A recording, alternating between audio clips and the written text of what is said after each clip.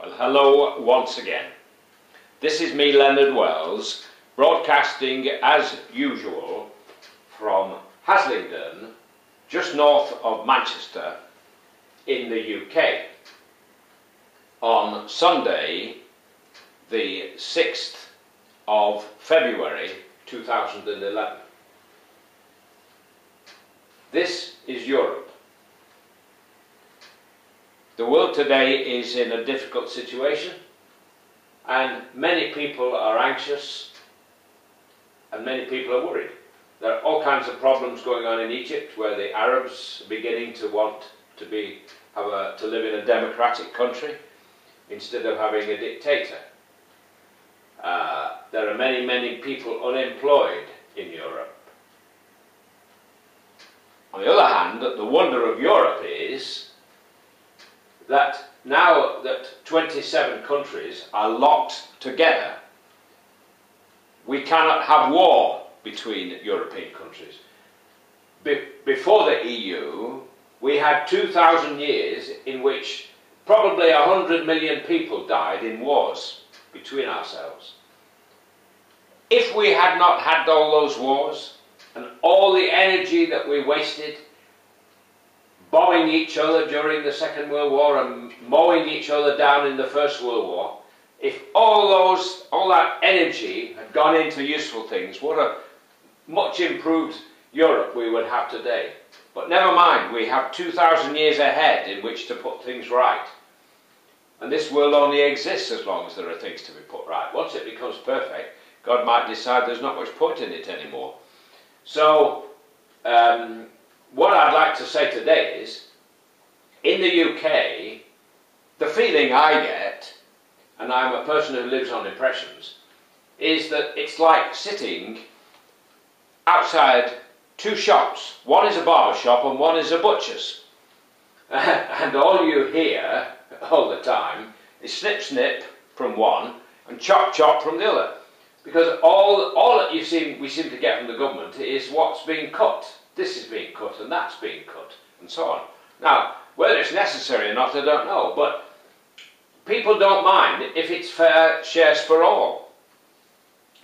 But most of the cabinet are millionaires, so they're not going to be bothered if the libraries close or if Sunday buses stop, because they travel around in either a chauffeur-driven car as the government minister, or they're on Mercedes, because they're fairly well off.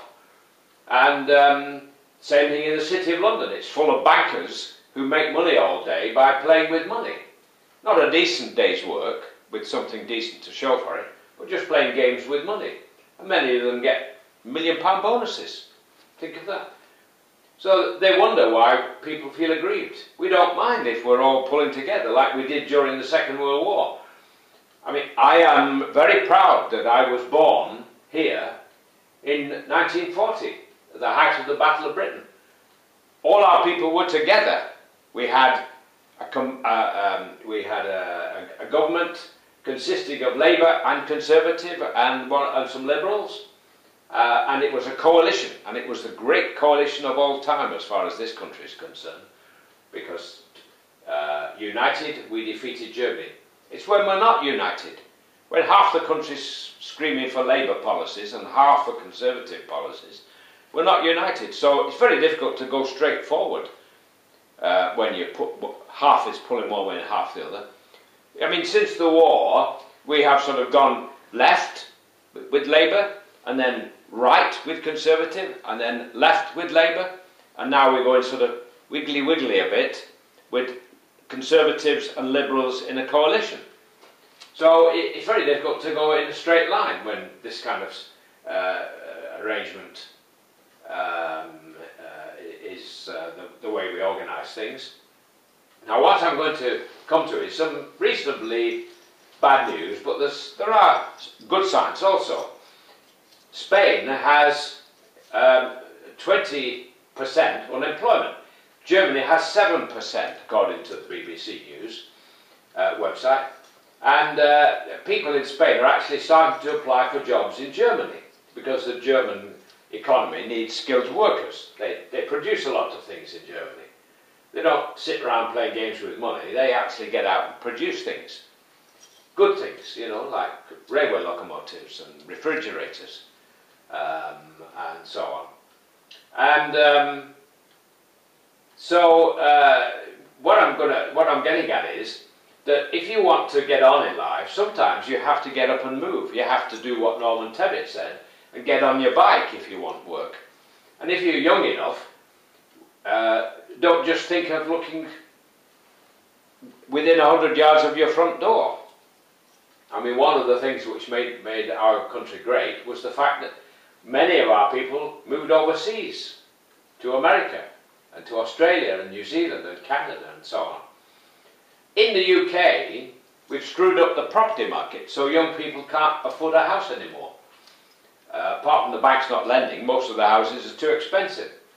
So the hopes and dreams of many, many young people have gone out of the window, gone by the board.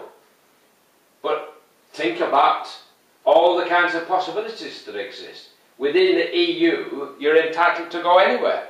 You can move tomorrow to Finland and sign on the dole, or to Czechoslovakia, or to Greece. Think about it. Who knows? There are many, many reasonably priced properties in Romania. Many of the older people are selling off their houses, which are often in the country, with lots of huge gardens, almost acres of gardens in many cases, and they're quite attractive and reasonably priced. I'll just give you one example. This is a house in Sibiu, which is roughly almost in the middle of Romania. This is a house in Sibiu. This is the front of the house, and this is the entrance. You can either open the whole gate and drive in, or you can open the side gate and just walk in as a pedestrian. And then inside, and this is the view from above the property, the house, the main house is there, and there is the front door. So you come in through the outer gate and in through the front door. And you can see what a beautiful setting this property is in, and what a nice, attractive property it is. It is, in fact, an old Saxon house, lots of outbuildings, in quite good condition, all things considered. Do you know how much they're asking for this house? Have a guess. Around £22,000, and that was only a few months ago. In this country, in England, you'd have to add an ought to that price. We're absolutely crazy here about property. We've lost the ability to provide houses for our young people. At one time, many people lived in a council house. Mrs. Thatcher sold them off. And then she got thrown out because she brought in the poll tax, which was about as unfair a tax as you can get, and was seen as such, and was unworkable. So there you have it. That is the situation today. If you're young, the world's your oyster. If you're elderly and you've got a house in the UK, try selling it and maybe buying one of these properties in Romania. Maybe a few young families could buy a property in Romania and start farming it. You know, you can keep chickens and you can grow potatoes. You won't starve if you do that. So that's how it is today. So I'm going to say now cheerio for the moment. Just a quick thought, I'd like to bring Turkey into the EU, and that would be a good barrier against these nutcases in Iran, and would make us more cosmopolitan. I mean, most of us like kebabs, and most of us like the sun in Turkey. So what's wrong with having Turkey in the EU? Well, I'll say now, cheerio and God bless. While it's still legal in the UK to say God bless, I hope you've enjoyed my little talk. I'm going to do another one this afternoon, so I will speak to you then. Take care, and all the best.